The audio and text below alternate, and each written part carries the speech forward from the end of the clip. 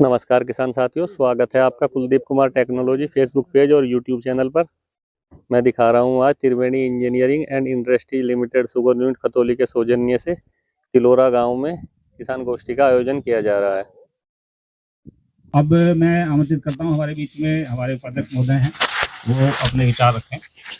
आदरणीय सचिव साहब, हमारे डायरेक्टर महोदय और सभी सम्मानित किसान जो यहाँ उपस्थित हुए हैं, सबको सादर प्रणाम। देखो, बातें तो इन्होंने बहुत बताई होंगी, बात असली है करने की, और आपसे बेहतर कोई जानता नहीं है। जो ये है किसान जिन्होंने किया है वो आपके सामने है। और ये जो हमारे सुभाष जी है जिनका प्लॉट है, तो शायद वो भी बताएंगे कि उन्होंने करा कैसे है। उन्हीं की बात हमें कायदे में सुननी चाहिए। हम लोग तो बताते तो बहुत, बताना और ना करने में अंतर होता है। और जो असली चीज है ना, असली चीज किसान समझता है। पर क्योंकि हम थोड़ा पढ़ते हैं, रोज आप जैसों के संपर्क में आते हैं और जगह जगह जाते हैं, और जब जाते हैं ना तो कहीं से कोई ना कोई बात ठीक मिल जाती है। और ठीक बात छोटी बात नहीं होती, जरा सी बात भी ना आदमी को लगता है कि ये तो बहुत छोटी सी बात है यार, इसमें कौन सी विशेष बात है, और वो महत्वपूर्ण बात होती है। उसके बिना आपकी पूर्णता नहीं आती। यदि कहीं कमी रह जाए, आपकी सपोज करो जंजीर है बहुत मोटी है और उसमें एक कड़ी पतली पड़ जाए, तो ताकत तो वही है ना जंजीर की, तो टूट तो जाएगी ना वहां से। तो फैक्ट ये है कि आप बहुत मेहनत करते हो कभी कभी, पर सही समय पे सही काम करने से जब चूक जाते हो ना, वही गड़बड़ कर देता है सारा खेल। आप पूरी मेहनत करते हो हर चीज, जहां एक भी चूक हुई, या तो बुआई के टाइम हो जाए, बीज पे हो जाए, कहीं किसी बीमारी का आने का है उस टाइम पे हो जाए, कोई कीड़ा है, आप हर बार देखते होगे कि बहुत तगड़ी फसल है, बहुत तगड़ी फसल है, अंत में आके यह तो बिगड़ गया। अब की बार हमें ऐसा लग रहा था कि हमारा पिछले साल से ज्यादा पैदा है, और मेरा खुद का एस्टिमेट ये था कि मैंने कहा था कि नहीं, पिछले साल से ज्यादा गन्ना फ्राई करेंगे। देखते थे गन्ना गन्ना मजबूत दिखाई देता, हमने सारे हिसाब लगाए। हमने हिसाब ये लगाया था कि भाई गन्ना या तो घटेगा 40-30 लाख क्विंटल, गन्ना 5-7 लाख क्विंटल तो घटता नहीं। अब वो मालिक लोग पूछ रहे थे भाई ऐसा तूने सोचा क्यों? मैंने सोचा इसलिए कि यदि एक गन्ने का वजन 100 ग्राम घटता है, 100 ग्राम, लाख क्विंटल, लाख गन्ने हो, और 100 ग्राम का तो एस्टिमेट भी नहीं होता कोई 50-100 ग्राम का, तो 1 लाख गन्ने पे 100 ग्राम घटने से ही 100 क्विंटल का अंतर आ जा। तो अब मतलब ये बात कैसे एस्टिमेट होगी, 100 ग्राम गन्ना कम या 100 ग्राम ज्यादा, पर अंतर बहुत बड़ा है। तो ये यदि कोई 5-7-10 को ये बतावे कि पिछले साल 425 थी, जबकि 450 होगी, भला कैसे एस्टिमेट हो सकता है 5-4 ग्राम का? तो ये कटने के बाद ही पता चलता है कि भैया ये तो मामला गड़बड़ है। फिर आदमी क्या, देखने में तो ठीक लग रहा था, पर अंदर तो कुछ इसमें था ही नहीं। ठीक है। और कभी कभी ऐसा लगे कि हमने ऐसा भी सीजन देखा जब एक्सीज वाला होता था ना, अब खेत खाली और हम भागे फिरे हैं, गन्ना कैसे रोके, और गन्ना आ रहा था, मतलब हम खाली खेत थे, खाली वो काट के गिर रखा था लोगों ने, पोगड़े ओढ़ते बड़े बड़े, जून का महीना था, पूरे जून तक, और रात में बंद कराने के चक्कर में पूरी रात सड़कों पे थे। मैं गन्ना तो कहीं है नहीं, आ कहां से रहा, यहाँ बैरियर लगाओ वहां लगाओ, यही नहीं पता चलता कब फालतू हो जाए और कब कम हो जाए। अब ये है कि जब आप लोगों को होता है तो हमें भी अच्छा लगे, क्योंकि हमारी नौकरी इसी बात की ज्यादा से ज्यादा गन्ने की फ्राई करे, क्षमता भी बढ़ी गई। अब ये होता है कि वैरायटी और मिट्टी, सबसे पहला काम है मिट्टी का ही, कि जितनी मिट्टी स्वस्थ है जिसमें गन्ना बोया जाता है वो बेस है, और मिट्टी का स्वास्थ्य का ध्यान रखना अब हमारा काम है। इसमें केमिकल पड़ते जा रहे हैं, और केमिकल पड़ने से क्या हो रहा है कि पशु रहे नहीं है, पशुओं की संख्या कम हो रही, तो पशुओं की संख्या कम होने से खाद जमीन में वैसा तो पड़ता नहीं, सारा केमिकल पे चल रहे हैं। पर अभी बहुत से ऐसे खाद आए हैं जो बायो टाइप में, जैसे हमारा ट्राइकोडर्मा है, मेटाराइजियम है, हमारी बवेरिया है, और काफी मतलब जैसे कोई भी बायो एस्टोबैक्टर के कोई खाद हैं। तो हम उनको इसलिए कहते हैं कि वो मिट्टी में ऐसे जीवाणु हैं जिनकी अपनी भी कैपेसिटी है कि खुद नाइट्रोजन जो है ना, जैसे वायुमंडल में बहुत ज्यादा है, 79% है, खाद के कट्टे में 40% है, तो वहां से उसको लेके और जमीन में बढ़ाते हैं। ऐसी जमीन में जो मैटर पड़ा है ना, जैसे आपके ठूट रह गए, कोई भी ऑर्गेनिक चीज रहेगी उसको सड़ा के भी वो खाद बनाते हैं। तो ऐसी चीजों का प्रयोग, और जो खराब वाले मतलब जीवाणु हैं उनको खाते भी रहते हैं। तो हम कहते हैं कि ऐसी चीजें मिट्टी में बुआई से पहले, जैसे अभी खेत है आपके खाली हैं, एक तो गहरी जुताई करो। गहरी जुताई करने से क्या होता है, खुला छोड़ो थोड़े दिन, सूरज की रोशनी लगती है, फिर जो अपने पक्षी हैं वो खराब वालों को उनको खाते भी हैं, तो थोड़ा सा खुला छोड़ो। दूसरा क्या कहते हैं हम, बुआई को टाइम से करो। ऐसा मत देखो कि होली आएगी, बाकी होली पे ज्यादातर हमने देखा खेत एक साथ ही लगभग लगभग चाहे पहले से भी खाली हो, होली पे भी बुआई करेंगे। जब भी आपका टेम्परेचर 20 डिग्री के करीब आ जाए, अभी भी 17, 16, 17 चल रहा, ऊपर वाला, नीचे वाला चल रहा 4, 5, 5, 6 तक। तो जैसे ही ये टेम्परेचर थोड़ा सा बढ़े और 20-22 के नजदीक पहुंचे, तो जितना जल्दी बोओगे उतना टाइम आपको ज्यादा मिलता है। तो उतना इंतजार ना करें कि तभी बोएंगे। और तीसरा क्या है कि सबसे बड़ा दूसरी महत्वपूर्ण चीज है बीज की। 118 हमारा सबसे हम ज्यादा चेता बीज है, पर किसान की सबसे बड़ी सरदर्दी क्या है कि पेड़ी नहीं हो रही। और पौधा अच्छा होता है, उसको देख के मन करता है, पेड़ी को देख के फिर मन नहीं करता, हट जाते हैं। अब पेड़ी कैसे अच्छी हो, सबसे पहला सवाल ये है कि इसकी पेड़ी कैसे अच्छी हो। अभी तो मुझे एक ताज्जुब ये हो रहा है कि पौधा गन्ना भी वो काटना शुरू किया, पहले तो भी कटने का टाइम नहीं हुआ, पर कुछ न्यार और किसी चक्कर में अब कटना शुरू हो गया है। चाहे 4% जा रहा हो, चाहे 5%, कहीं 10%, पर पौधा कटना शुरू हुआ है। और वो कटना भी 118 का ही शुरू हुआ है, क्योंकि देखने में मजबूत सा लगे और अच्छे गन्ने हैं, किसान पहले उसे ही काटता है। ठंड का टाइम है, वो और एक तो फूटने में वैसे ही कम है वो, और फिर बिल्कुल नहीं फूटता। तो इसमें हमारा सुझाव ये है कि ऐसे गन्ने को जो 118 का जब भी काटो, कोई तेज बलकटी हो या कुछ भी हो, जितना, जैसे दो आपका एक टाली आपने गन्ना काटा, उसकी अपना जड़ से मिला के उसको उस तेज हथियार से, तेज जो आपकी बलकटी है, काट के तुरंत एक कोई भी फंजीसाइड, ठीक, और एक इथोफेन आता है जो फुटवार में मदद करता है, वो जरूर लगाए। नहीं तो उसका फुटाव नहीं होगा, और जब फुटाव नहीं होगा, थोड़े दिन रह गया ऐसे ही, फिर उसका गन्ने कम रह जाएंगे, गन्ने कम रह जाएंगे, पैदावार कम रह जाएगी। तो 118 के करने का तरीका ये है कि जड़ से मिला के काटो, साथ के साथ कोई भी एक बाल्टी बना के घोल सा, एक जितना जगह खाली हो, और उसमें बड़ा सस्ता केमिकल है इथोफेन, और वो एक दवाई का डब्बा ले आओगे, उसमें से 2 चम्मच उसमें डाली, एक थोड़ा सा वो डाला, मिला के हल्का सा स्प्रे कर दिया उतनी जगह पे, फिर वो फुटने में अच्छा होगा। और जब गन्ने शुरू में निकल जाएंगे, फिर ये किसी के हाथ का नहीं है, इसके मुकाबले का कोई गन्ना नहीं है। फिर इसकी दिक्कत ये है कि इसमें गन्ने नहीं बनते। तो हमारा यही था कि इस वैरायटी का, पेड़ी का ठीक से करने का तरीका यही है कि कटाई के टाइम से एक तो लेट काटें, थोड़ा सा गर्मी हो जाए जब काटें इसे, अभी ना काटें, और यदि काट भी दें तो फिर ये करें जरूर, ठीक है। दूसरा क्या है कि दूसरी वैरायटी हम 15-023 कहते ही हैं। 15-023 वजन तो है, गन्ना भी ठीक है, इसमें जंगली जानवरों का ज्यादा नुकसान है। एक, क्योंकि इतनी कम मात्रा इसकी है, खेत एक एक मिलता है, नरम गन्ना है, नुकसान सबसे ज्यादा इसी पे होता है, चाहे वो किसान का हो चाहे पशु का हो। यदि ये ज्यादा लोगों के हो जाए तो नुकसान का बंटवारा हो जाए, अपने आप ही कम हो जाएगा। अभी 38 जब हमारा शुरू में आया था, 38 को पकड़ने में हमने 5-6 साल लग गए थे।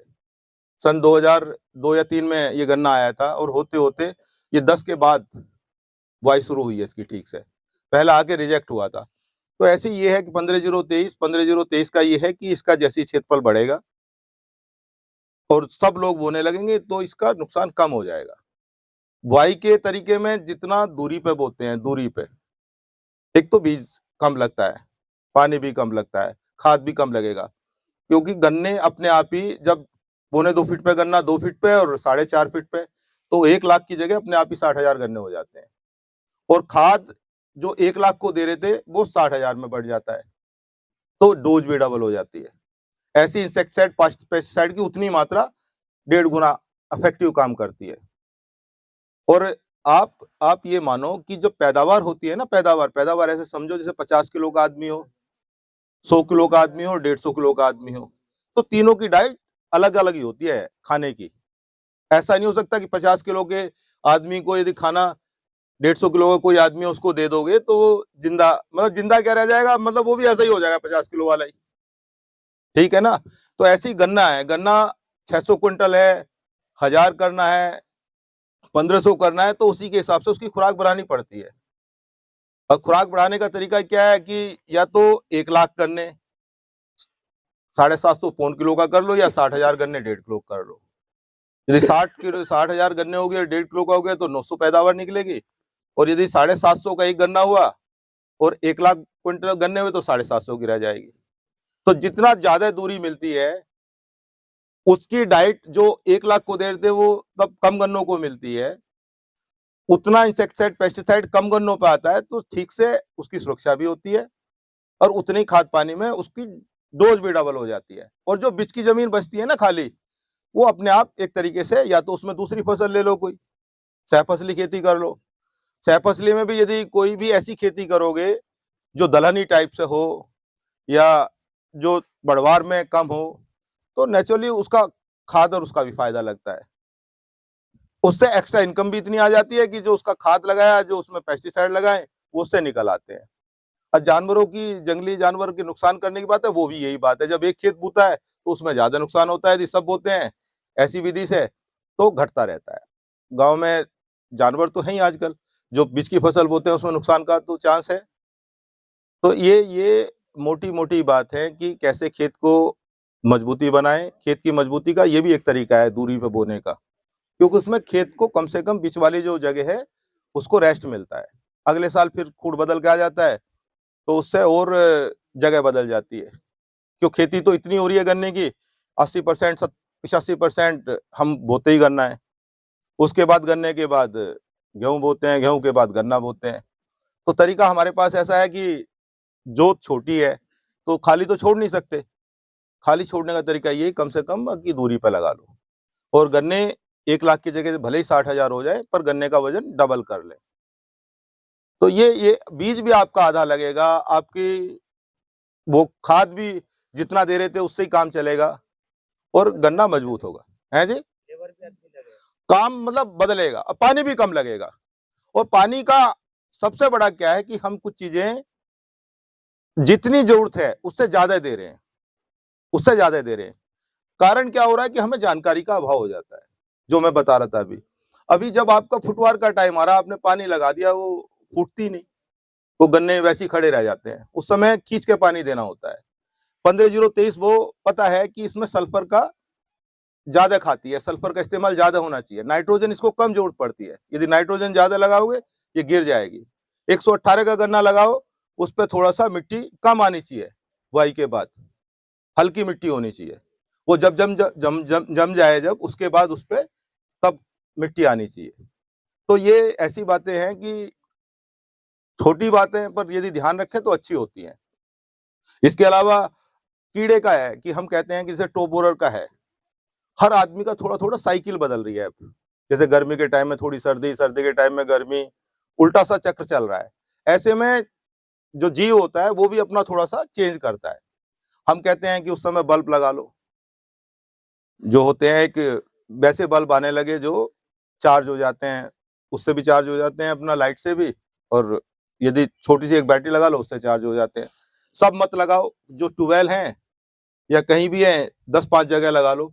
तो उस पर जब भी कोई दिखाई दे टोबोरर की तितली या कुछ भी हो, तब समझ लो बस आने वाली है। उस समय उसका यूज करना दवाई का। वो जब अंडा दे, यदि हमने तब यूज कर लिया, स्प्रे कर दिया, फिर अंदर चला जाने के बाद ना इतना आसानी से नहीं मरता है कीड़ा, क्योंकि बहुत मोटा गन्ना है और उसके अंदर चला गया, वो सुरक्षित हो जाता है। और जब ये पत्ती पे है, पत्ती पे हमने स्प्रे करा, जैसे ही कॉन्टेक्ट में आता है तो वो जल्दी डेथ हो जाती है। तो अंडे अंडे अंडे वाली जो तितली होती है, यदि उस स्टेज पे अंडे देते हुए मार ली, फिर आगे का उसका चक्र बंद हो जाता है। तो ये बात है। फिर दूसरा हम बताते हैं कि एक तो ये पहचान समय से हो जाए, दूसरा मात्रा की बात करते हैं कि दवाई दवाई जितनी हम बताएं, उसमें ये ना हो कि भाई बताई हमने 1 किलो है, आधा किलो इस्तेमाल कर ली, उससे इफेक्टिवनेस नहीं आती है। जैसे हम कहते हैं कि जहर से आदमी मरता है, हम कहते हैं 1 ग्राम खाने से आदमी मरता है, और हमने क्या किया, 1 ग्राम 1 बाल्टी में मिला लिया और उसमें से 1 गिलास पी लिया तो फिर कहेंगे यार जहर से मरा ही नहीं, पर वो 1 ग्राम गया ही नहीं ना आपके। यदि आप पूरी बाल्टी पानी पीते तो जाता वो, और आप 1 ग्राम और आपने 1 गिलास पानी मिलाया और पी लिया, आपकी डेथ हो जाएगी। ऐसी वो जो मरता है कीड़ा, वो तब मरता है कि जितनी मात्रा जरूरत है, जो वैज्ञानिकों ने अपनी खोज की है और उसके आधार पे जो निकाला है, उतनी मात्रा होनी चाहिए। और तीसरा क्या है, तीसरा सही समय हो गया, सही मात्रा हो गया, सही समय। तरीका क्या है कि हमने जैसे कहा कि भाई ये कोई भी दवाई लगी, कोराजन या जो भी अब नहीं आ रही है, CTPR जो उसका नाम है, कि वो नमी होनी चाहिए खेत में, जिससे कि वो सिस्टमेटिक है, वो पानी के साथ जाएगी ऊपर, ठीक है ना। तो यदि उसमें पानी नहीं है, नमी नहीं है, तो फिर उसका उतना असर नहीं होगा, और फिर हम दवाई पे डालते फिरते हैं। दवाई में क्या होता है ना, जैसे आप दवाई देखोगे, आप लाते हैं, कोई बताता है दवाई क्या है, इसमें तो बजरी है। दवाई कितनी होती है, सारा तो फिलर ही होता है। दवाई तो उसमें 2%, 10%, 5% एक्टिव इंग्रेडिएंट जिसे बोलते हैं, उतनी होती है, और बाकी तो वो उसमें कुछ और मिलाया होता है। दवाई बहुत कम होती है, जहर बहुत कम होता है, तो उससे नहीं पता चलता। दवाई जो हम मंगाते हैं या जो आप बता रहे हैं इसको की दवाई, आपकी दवाई के साथ अब की बार साझा करेंगे। हम साझा कैसे करेंगे, कुछ छूट हमारी होगी। जैसे ट्राइकोडर्मा है, पिछले साल हमने मंगाया था सोसाइटी के थ्रू, क्योंकि इफको का आता है आपके यहाँ, या और अच्छी जगह से जहां से भी मिलेगा वो मंगा के, कुछ सब्सिडी इनकी रहेगी, कुछ हमारी रहेगी। पिछले साल भी किया था, पर कम आ पाया था, 2.5 क्विंटल के करीब आया था शायद। अब की बार कोशिश करेंगे कि ज्यादा से ज्यादा मंगा के अपनी सब्सिडी उसमें ऐड करके, और आपको ना के बराबर दाम पे पड़े वो, क्योंकि सोसाइटी में खुद ही छूट पे आती है दवाई, और फिर हमारी छूट हो जाएगी तो डबल हो जाएगी। ट्रैक्टर है आपका, शायद मैंने कोशिश की थी, एक दिन मैंने बहुत बात की थी, पर शायद वो आपके ट्रैक्टर से थोड़ा सा चार्जेस कुछ बता रहे थे, मुझे नहीं पता है कि ये 700 रुपए का रेट बता रहे, गांव में कितना रेट है ट्रैक्टर का 1 घंटे का। हाँ, वो अंतर आ गया था ना। मेरे दिमाग में यही था कि इनके ट्रैक्टर क्यों ना हम इस्तेमाल कर लें, और किसान के यहाँ चिजलर की जैसे अब जरूरत है। अब सबसे ज्यादा दिक्कत क्या है, हम चाहते हैं गहरी जुताई हो खेतों में, और गहरी जुताई के लिए ट्रैक्टर चाहिए इतनी हार्स पावर का जितना इनका है। सबके पास है नहीं, हमारे पास औजार बहुत हैं, आपके पास भी हैं, तो उससे कि हम किसानों से करके और इसको चलवाएं, बहुत ज्यादा जरूरत है इसकी, क्योंकि वास्तव में खेती एक ही जगह पे हो रही है। और अब आपसे जब से रोटावेटर आए ना, इसने और ऊपर ऊपर करके इसने और माहौल बिगाड़ दिया है। तो गहरी जुताई बहुत जरूरी है। तो मिट्टी की बात हुई है, मिट्टी के बाद वैरायटी की बात है। वैरायटी के करने के तरीके के ऊपर बात है कि 118 की कैसे पेड़ी हो, 15-0-23 का करने का जैसे तरीका है कि सल्फर का इस्तेमाल ज्यादा हो। और अब खेतों में पोटास की भी बहुत जरूरत है, जिंक की जरूरत है, मैग्नीज की जरूरत है। सब माइक्रोन्यूट्रिएंट्स मिक्सचर आ रहे हैं बहुत, वो जरूर डालें, क्योंकि खेतों में बहुत उनकी कमी है, और वो बहुत कम मात्रा में जरूरत पड़ते हैं, पर उनकी जरूरत उतनी ही है जितनी की नाइट्रोजन की जरूरत है जो यूरिया डालते हैं। यूरिया को बल्कि थोड़ा कम करें।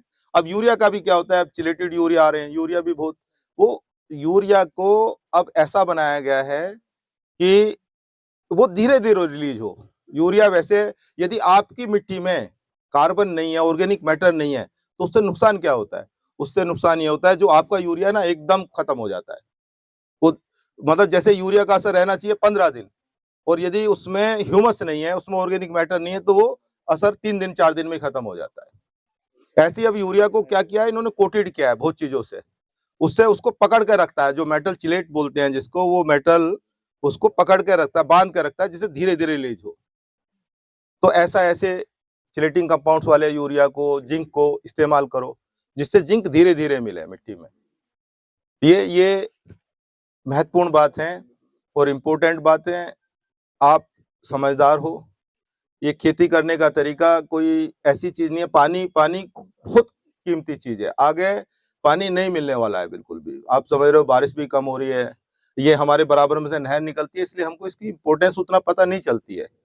यहाँ पानी है, गंगा जी मतलब नजदीक से बहती है, ऊपर से आती है और यहीं से गुजरती है। जहाँ नहीं है पानी, पानी का महत्व वहां पता चलता है। इसलिए पानी को बहुत बहुत, पानी बस जिंदा रखने के लिए प्लांट को देना चाहिए, नमी बनाए रखने के लिए। तो ये बात है। और असली बात तो चोर साहब सुभाष जी की है, जिसके यहाँ खड़े हैं, जिसके कारण हमें यहाँ अवसर मिला है। और हमारा बुलाने का आप लोगों को उद्देश्य क्या होता है ना, ऐसी जगह ये होता है कि ऐसी बात नहीं है, ये हो सकता है इतना, इससे भी ऊपर हो सकता है, पर ये है कि बस करने का और समय पे काम करने के तरीके का है। समय पे खाद मिल जाए, समय पे जुताई मिल जाए। सबसे बड़ा क्या है कि आधे से ज्यादा कीड़े, आधे से ज्यादा खरपतवार ही जड़ है कीड़ों की। हम कहते हैं जैसे आपका खाल है, उस पर आप अच्छा सा तगड़ा सा किसी हर्बिसाइड को लगाओ, खतरनाक वाले को, जो साफ रहेगा। उस पे जैसे आपने दूब घास नहीं छोड़ी, आपने दूब घास को खत्म कर लिया, समझ लो उसके दूब घास के ऊपर ही वो काली काली सी लग के ना स्मट लगती है। स्मट फिर आपके गन्ने में भी नहीं लगेगी। आपका टिड्डा जो है सारे अंडे खाल पे या नीचे उन पे देता है, जो घास के नीचे है। घास नहीं रही, अंडे नहीं देगा। ऐसे ही है टॉप बोरर का, शुरू में आपने तितली को यदि कंट्रोल कर लिया, माँ को कंट्रोल कर लिया, तो एक ही देती है कई सौ अंडे, वो अपने आप ही अंतर आ जाएगा। तरीके, आदमी कहता है कि लेबर तो मिल नहीं रही किसी काम की, लेबर बचत भी होगी। जितना पैसा आप दवाई पे लगाओगे, यदि आपको महंगी भी मिल रही है तो उससे कम पैसे पे खर्चा चलेगा। हम पत्ते तुड़वाते हैं या सूट कटवाते हैं, एक मादा के मरने से उसके कितनी साइकिल टूटती हैं, और वो शुरू में ही हो जाए तो सबसे अच्छा होता है। तो ये सब बातें हैं, और जब आपकी कोई बात होगी तो तब उसके बाद बताएंगे। रहा गन्ने की सप्लाई की वो दिक्कत, तो अब देखो हमें दिक्कत है गन्ना मिलने की, सप्लाई की तो दिक्कत अब है नहीं, क्योंकि मिल तो बहुत बड़ी है। अब मिल तो अब पौधा गन्ना जाने लगा, उसके बावजूद भी गन्ने की पूर्ति तो हो नहीं रही। और अभी से ही पौधा जाने का मतलब है, हमें दिख रहा है कि अब की बार तो अप्रैल में ही बंद हो जाएगी फैक्ट्री शायद। क्यों है? 20 अप्रैल के आसपास। हाँ, 20 और 30 के बीच में ही हो जाएगी, और वो भी पता नहीं कितने गन्ना मिलेगा बुआई के टाइम पे और सब चीजों पे। हमारे लिए भी शर्म सी आती है, जो आपकी फैक्ट्री सबसे ज्यादा गन्ना पेरती है ना और सबसे आगे जाती है।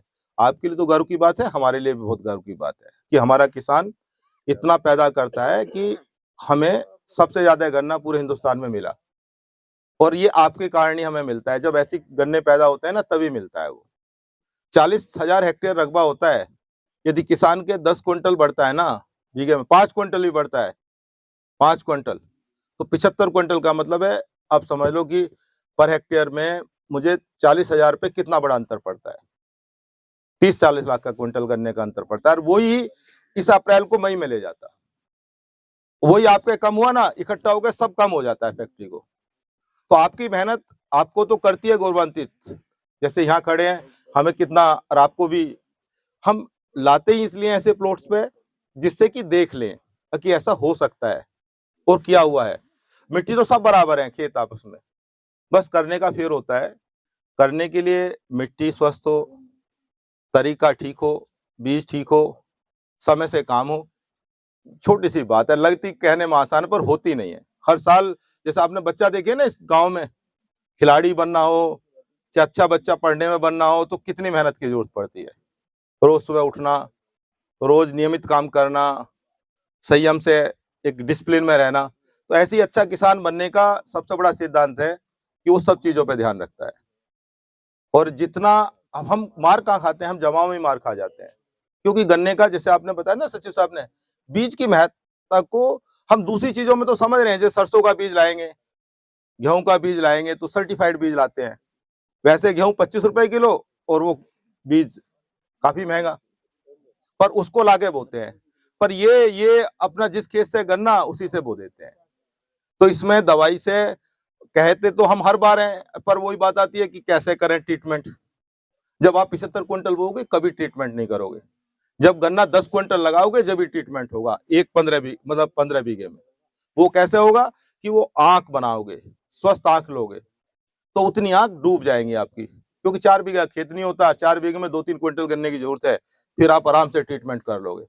जब जमाओ 95% हो, अब जमाओ जब 30% होगा तो फिर तो 5 गुना डालना ही डालना आपको। तो ये सब बातें हैं। हमारे साथ डिप्टी साहब आगे क्या शायद, अच्छा आने वाले हैं। देखो हम आप लोगों के लिए इसलिए यहाँ रखा था कि आप समझें, उस किसान भी समझाएं जो हमारी बात हो, और डिप्टी केन कमिश्नर साहब आएंगे, इसलिए मैं लगा पड़ा हूँ कि जिससे कि आप लोग, क्योंकि आपको काफी देर हो गई है, हाँ, सुभाष सिंह जी को बुलवा लेंगे। और यदि कोई बात होगी ना, ऐसा नहीं है, तो मैंने मोटी मोटी बात बताई है, यदि आप डीप से कोई बात चाहेंगे कि ऐसा करने से कैसे करने से 118 में, तो तब बात से बात निकल के आती है जब आप बात पूछते हो। ऐसे तो सब यही जो मैंने बताया यही बातें हैं। पानी पानी बहुत कम जरूरत है, पर हमने पानी के चक्कर में तो हम 12 को बिजली का बिल जब से और हाँ, तो तब से और गड़बड़ हो गई। और ये सबसे नुकसानदायक हो रहा है हमारे लिए।